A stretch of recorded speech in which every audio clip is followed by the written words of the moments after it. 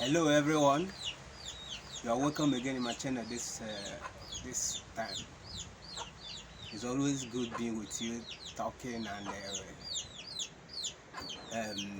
doing things together. Today we'll be talking something differently, but I know it will be enriching. That means you still learn something today, you still be appraised. So and I want us to talk today on how not to sleep in the church.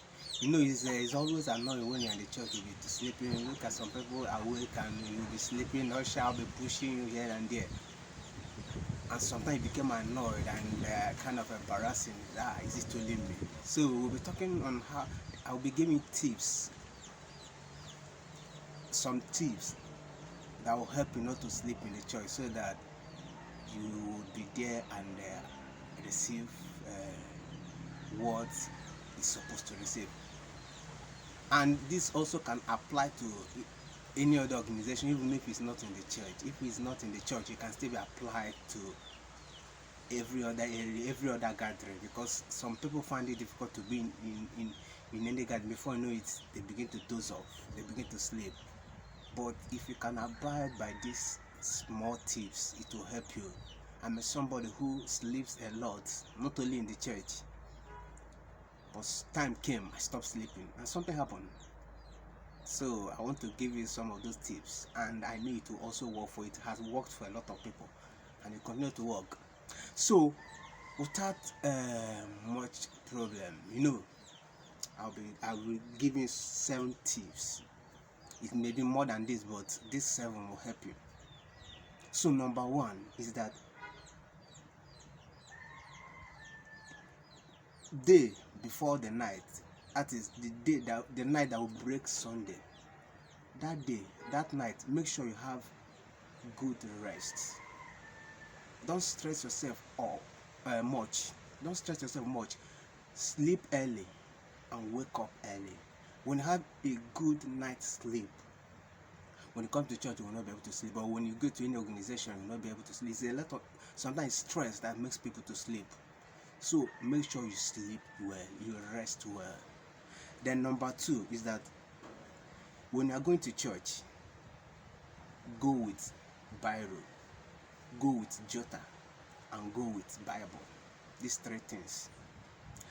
And if it happens that it's not church that you are going to, but you are going to a place that there will be gathering and people will be a kind of lecture or teaching, also go with Bible and Jota.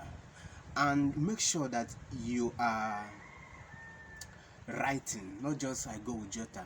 Make sure you are writing, and in your writing, when they quote Bible, make sure you are opening the Bible. This thing will keep you awake because your body will be moving. You'll be having a kind of body movement, and that will keep you awake. And number 3 will be you deliberately reject distraction and wandering thoughts. I've experienced that a lot, and I know that is some of the problems that people that used to sleep in the church used to have. Before knowing their church will one day away from the service, one day away from the gathering, one day away from that place, and begin to think a lot of things. Before sleep will come. So you learn to reject distraction and wandering thoughts in the fellowship. When any thought that is not in line with what they're doing, in line with the service, a kind of thought of criticism, thought of what I didn't do that thing well, I should have done it this way, all those kind of thoughts, you shun them. Then number 4, you learn to say no to sleep. Sometimes you do this, the 3 that I just mentioned, sleep will still come. Before you know, your body will be weak, but you say no. You stand, and when you stood, or when you stand and say no to sleep, sleep have to obey you, because power is given to human being, and there's power in mouth, or there's power when you determine. They say that determination will make you get what you want. So you determine and say no to sleep. No, I will not sleep. When sleep comes, you say I will not sleep. So that's why I see sometimes you see people shaking their head in the church or stretching themselves.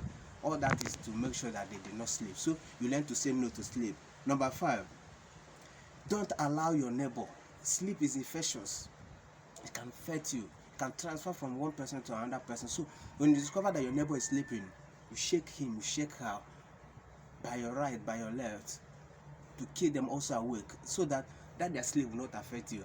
And in shaking them, you are shaking yourself also. So you touch him, you touch her, that will also help you again. Then number 6, I've said number 5, so number 6 now is you pray. You prepare yourself through prayers. You know you are going to the house of God, or you are going to that organization, so you prepare yourself through prayer. Prayer will actually give you what you want. Pray in the name of Jesus is okay and is good. It produces the result. So you always prepare your spirit, prepare your body, prepare your soul, and go there. And when you prepare yourself and go there, you definitely be awake. So you prayerfully prepare yourself. Then number 7, you will be in consciousness that you came for a purpose, that you did not just come here to sleep. That you did not come here to sleep. So you will be conscious that I came here for fellowship. I came here to learn. I came here to be imparted. I want to receive that knowledge from that lecturer. I want to receive something from that lecturer, from that pastor, from that whoever is talking, whoever is anchoring the program. So you come with the consciousness that I came here for a reason and not to sleep. Remember, you left your bed. So leaving your bed to come to a place means you came for a purpose.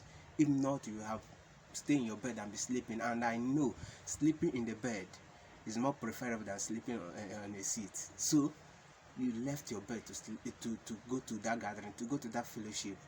Therefore, be in that consciousness that I came here to receive. Don't sleep in the church. Be awake. And if you follow this same step, I tell you, you'll receive a lot of the results will be amazing. The result will wow you. Thank you for watching. Remember to subscribe.